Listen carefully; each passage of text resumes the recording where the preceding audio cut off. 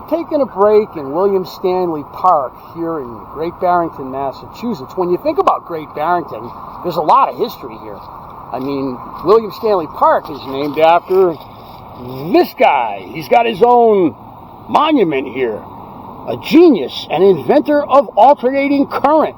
He powered a factory down the river here with AC power. The first time anything was powered with alternating current.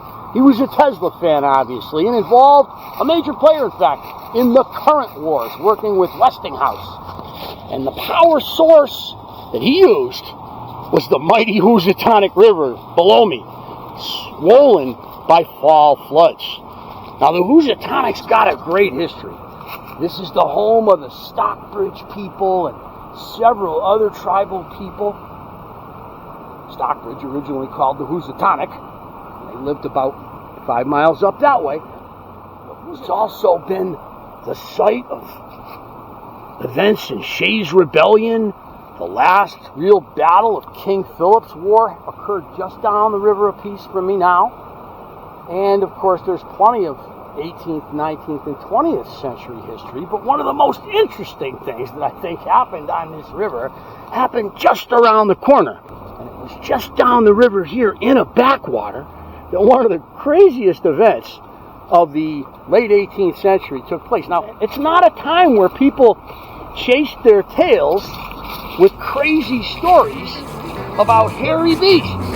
But it was just down the river a piece that the first recorded capture of a Sasquatch occurred. And I don't believe there have been too many recorded captures of Sasquatch. So that's what a beautiful community Great Barrington is. It's perfectly located in the heart of the Berkshires, as I said, on the Housatonic. And here behind me is the Great Barrington Town Hall with its Civil War monument and its beautiful granite seat. And when you think about a town hall like the one behind me, you think about conservative types, meaning people that are fitting in with their community and they don't want to rock the boat. Well, the selectmen, one of the 3 selectmen, New England towns would elect 3 selectmen in a town meeting system, which is what Great Barrington had. The selectman of Great Barrington was on the other side of that hill right there, moving down the old coach route, heading for Winsted, Connecticut. So he was on the other side of the mountain when he first saw what we can only call Sasquatch. And as big as a horse, with black fur, and it was basically meandering around on a riverbank, and the selectman was with 5 or 6 other coach riders, and they all looked at this thing because it had been creating quite a lot of havoc in the community. And when I say that, what I mean is, purportedly, it loved silver objects and wasn't averse to sneaking into people's homes and stealing pies and making off with apples. This critter, which was later seen down the Housatonic by the selectmen, would be a spitting image of how we describe the Sasquatch today.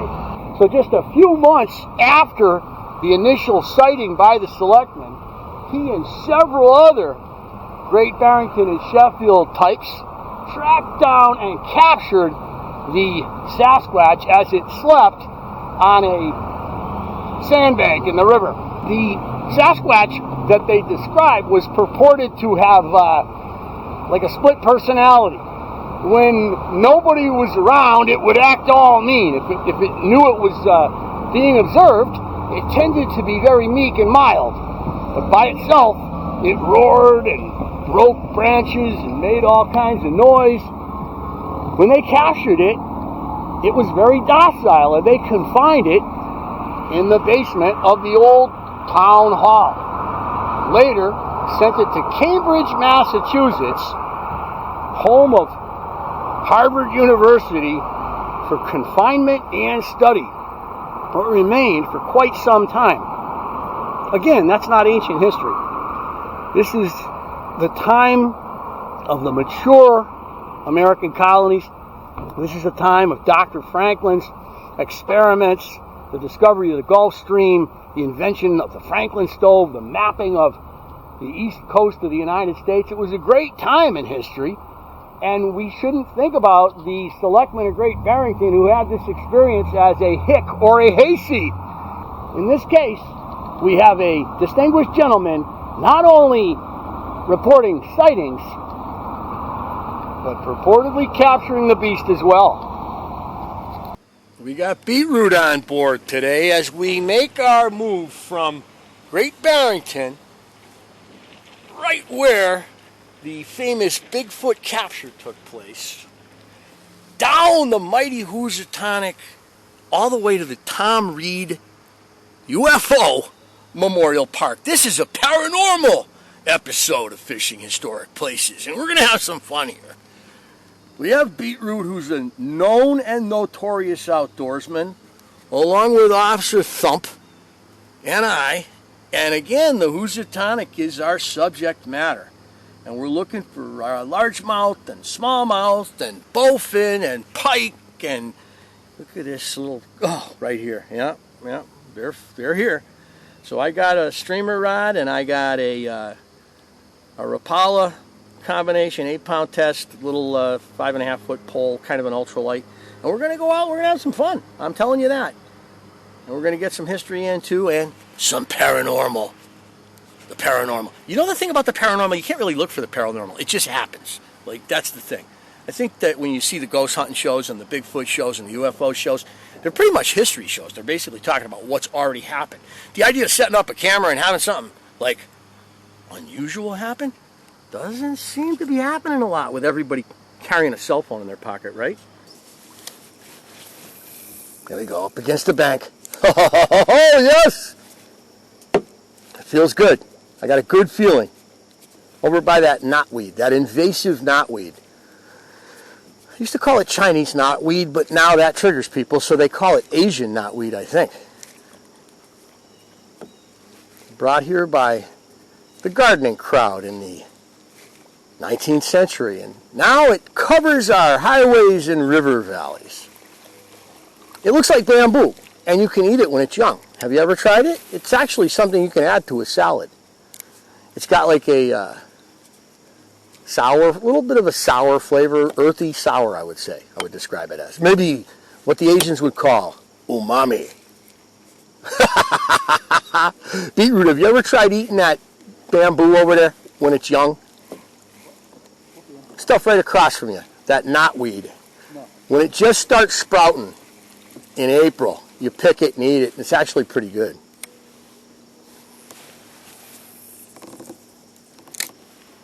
Sorry. No, I didn't. I'm sorry. No, smallmouth, not a bad one. Oh, yes.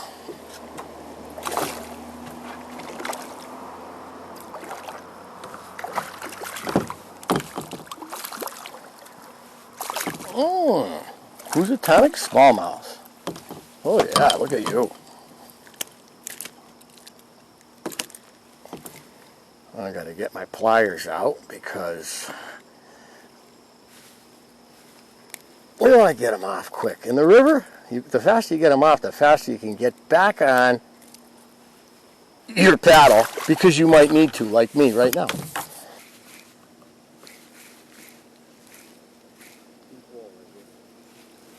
Yeah. Yeah, a Rapala number, I think it's a number 7. Yes. Oh, you got him. Oh no, you got a rainbow. A rainbow. He yanks a rainbow out. Yes.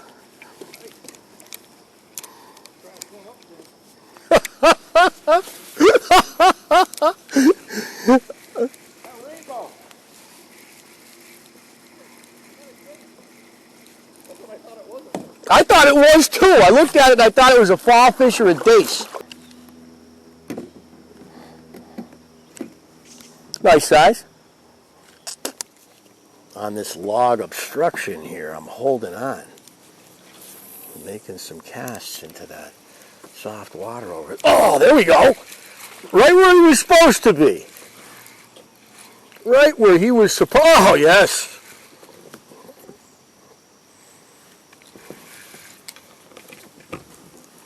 He's like, I didn't expect anybody to be over there. You're cheating me, mister. Yes. Little fat gets it with a beetle spin on the front, as they call it. I don't know if they call it beetle spins anymore, but that's what we were always calling them when we were growing up.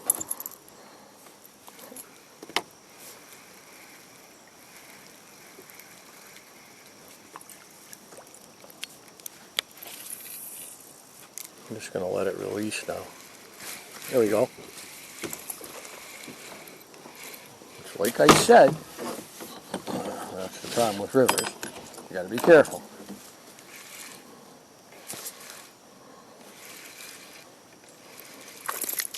Oh, he's a scrapper.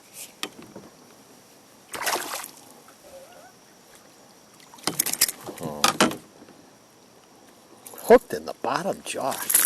Unprecedented. Oh, he's going to offend me. There he is. That was an adventure. The sandpiper. Look at him.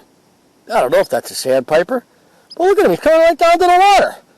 He doesn't even care that I'm here. He's probably got a snail or something that he's going to eat. There's another one. Such a beautiful river.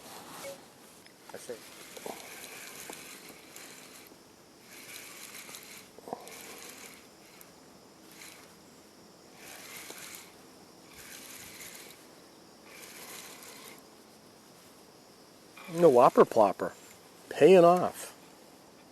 Oh yeah. Oh yeah, river smallmouth. Oh, largemouth. Really? No, it's a smallmouth. I thought it was a largemouth at first. He's got his colors all. He's very light. As you said, it's a good pike lure.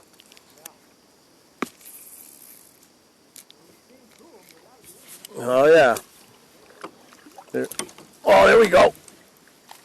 Oh, I just let the whopper plopper sit still over there by the brushed water, and this nice sized smallmouth bashed it. He's not huge, but I mean, again, river fish. Oh, and he's foul hooked, so he hit it almost too hard.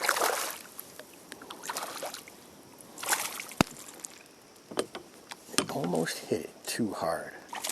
Oh, he's gone. Now I'm in like jig and pig style, right? So I'll like do a little backhanded flip. Oh no, that worked.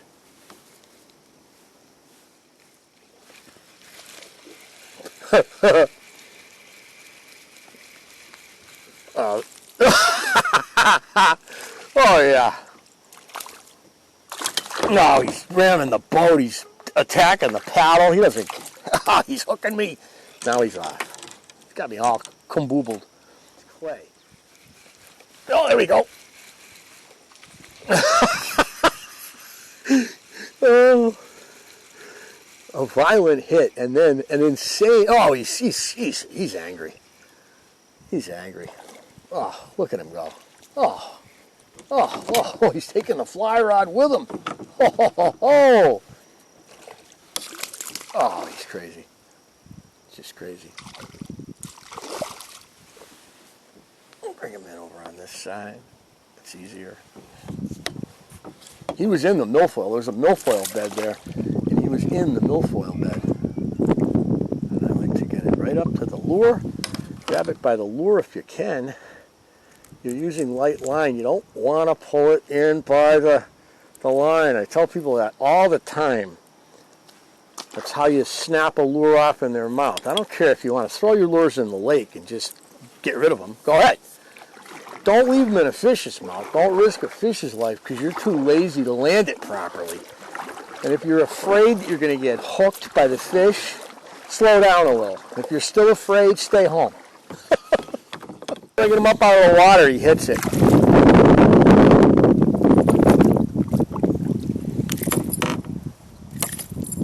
Quarter ounce.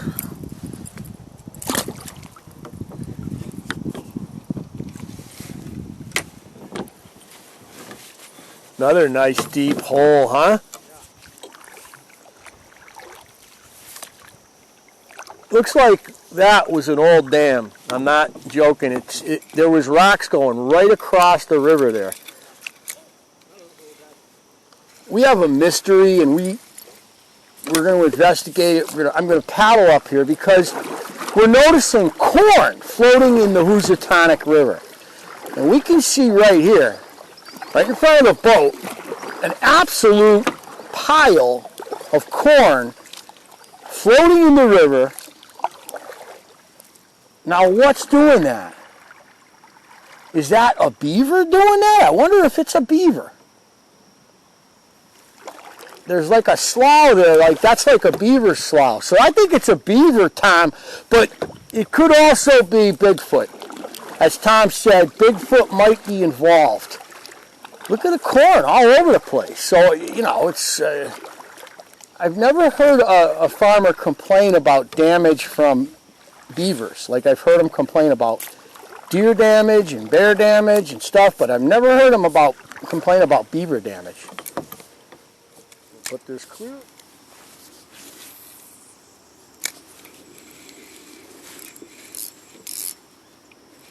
Pike! I think this is a pike. Oh, it was a big smallmouth. Bad call again. He rode it away. Oh yeah, another dam. You can see it under the water.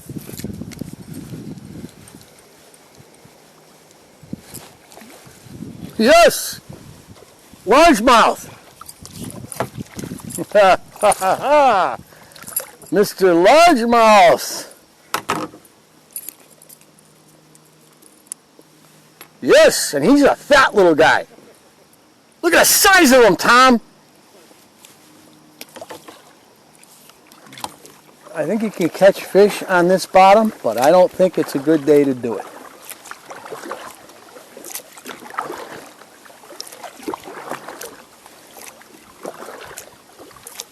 When we were on the Black River and we came to stretches like this, we got very few fish because it's also pebbly and sandy with no structure at all. So I'm just ripping by. The Black River in New York. Oh, here's a bridge, so that means that we got a good chance of getting trout as soon as we get below it. I don't know. This ain't the bridge we want, though. Oh, look at that! Look at that heron right there. Look at him standing there. A pterodactyl. Mergansers ahead. There goes the pterodactyl. There goes another pterodactyl. There's pterodactyl. Oh, here. So here we are at an old bridge. So what we have is rocks. Now, when you have rocks, there we go. So we're in an area where you're going to have fish now because we got some structure. I smell, there must be a dispensary nearby. Yep. Unbelievable. There's like a dispensary every third business on Route 7. It seems like it. It's because you're close to Connecticut and New York, so there's an opportunity for those nitwits to make money out-of-state sales, which is what they do.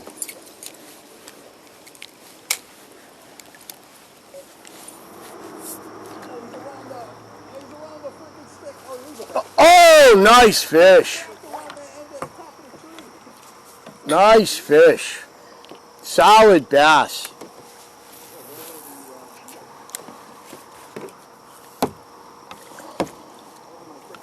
You got into a little bit of deeper water.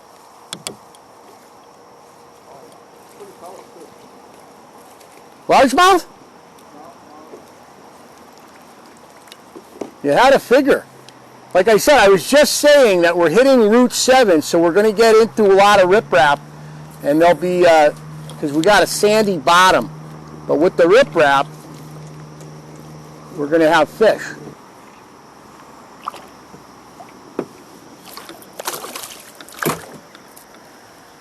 So this guy came out of the woodpile he was in like a shot out of a cannon after this lure.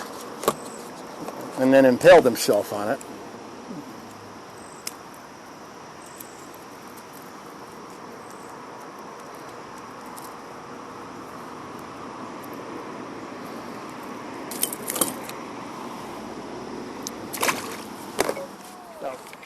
Beetroot's on too.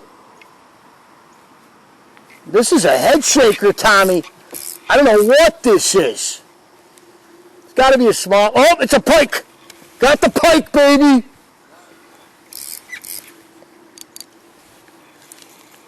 Tom, pike. No, I put a jerk bait on. Pike in it. Oh, Tom. I don't know. Not small. I knew it. Oh, man. You know, he's a pike. He's just being a pike. You know how pike are? Very selfish fish.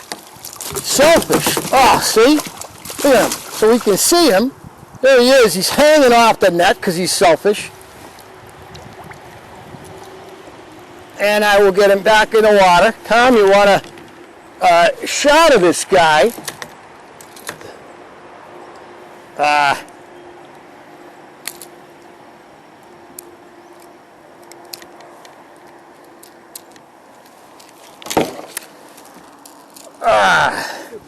Yeah, not bad. Here we go. Mr. Pike, back in the water. Oh.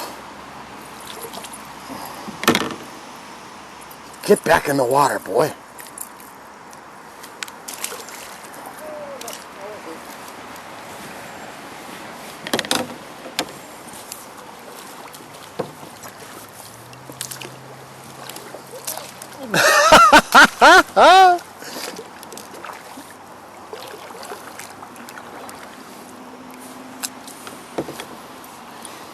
You really can't lose here. If you just enjoy a kayak float, you're gonna have fun on the Housatonic. If you want to catch fish, you're gonna have more fun.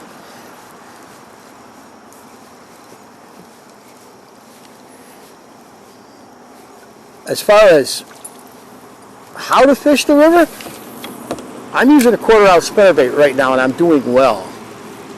I think typically you probably want to go with a 1/8 ounce spinnerbait, but there's pike in here, and I think the pike will get stirred up better by the 1/4. Now, if you look at the river bottom right here, you can see it's all sand. Now, much of the river is rock and gravel and muck, and it's got a lot of good structure in it. The big sandy stretches like this are typically not so good unless you're talking about what we have in front of us, which changes everything. So I'm going to paddle backwards and get away from the structure so I can throw a couple casts at it as I float by. That would be a chain link fence that has seen better days, huh, Tom? Look at the chain link fence over there. Once upon a time, that chain link fence was... I think that might be the rest area. There's a rest area here.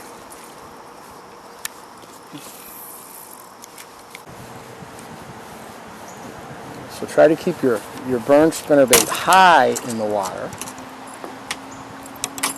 and make the blades tick. Pop them out once in a while.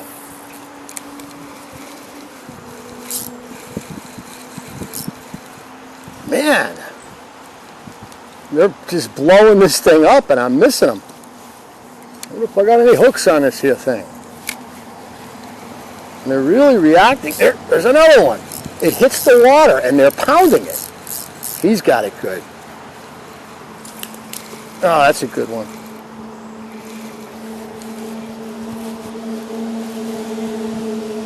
He's not a good one by Lake George standards, but he's a good smallmouth in the Housatonic. Now, of course, we've caught 4 pounders in here, so this is not that good, but We'll have him. We'll have him. Got a little football.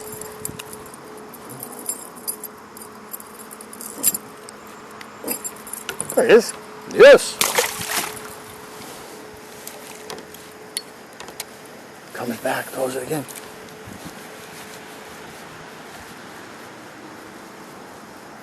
Oh no. Drop the spinnerbait to take care of the situation because as you could see, I was about to get my fly rod snapped and another smallmouth hit. So we're talking about stacks of fish on this bank.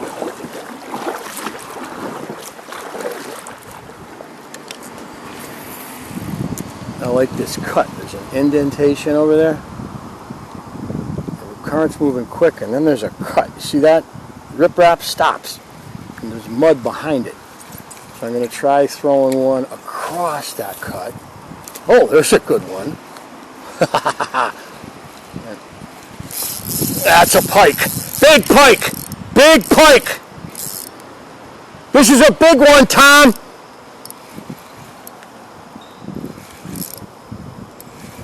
I'm going to need your help netting this, baby. This is a big fish. Oh, he feels like he went around something, maybe. No, he didn't. No, he didn't. 8-pound test. I'm getting pulled all over the place. I got to be so careful with this.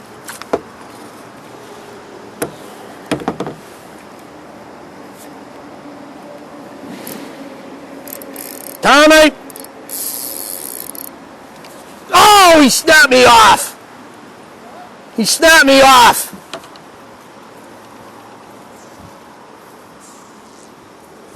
Oh, that was a big pike. Spinnerbait, that was a big pike, Tom. He came right out of the water with that. Another big one. Yeah, another big one. Not as big as the other one, but not a bad one. No, I'm overreacting after that last one. He's bigger than the first one I got. Oh yeah. Look at the size of this pig. Why am I even trying to net him? Why don't I just do what I always do, which is just grab him? Because he is not cooperating. Oh yeah. So there he is in the water doing what he does. This is what happened with the last one. He's a dead pike, darn it. How did he kill himself on a spinnerbait?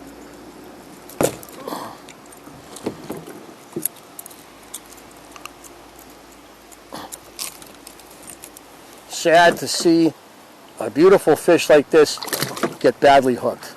Hopefully he makes it. So we're down at the Tom B. Reed Memorial Park. Well, not memorial, he's not dead. But the Thomas B. Reed UFO Park, right on the other side of this covered bridge. This is the bridge that in 1969 the Reed family was crossing when to their left and above was a massive UFO. And Tom was purportedly abducted, or he doesn't like to say abducted, he was brought back into the UFO for a time. We just did this awesome float though. We had a lot of fun. We caught some fish, some pike, a lot of bass. A good day on the Housatonic River, concluding here at the UFO Memorial Park. So we really didn't get any paranormal experiences, but there's Tom Reed UFO Memorial Park right across the river where the great event happened back in 1969. And we did have quite a day on the water. A lot of fish. Tom can't even count how many fish he caught. Ran out of fingers. Beetroot is totally confused. He's driving home heading west toward Albany. He's not had a day like this in a long time, and I did pretty good at the end, especially with the pike.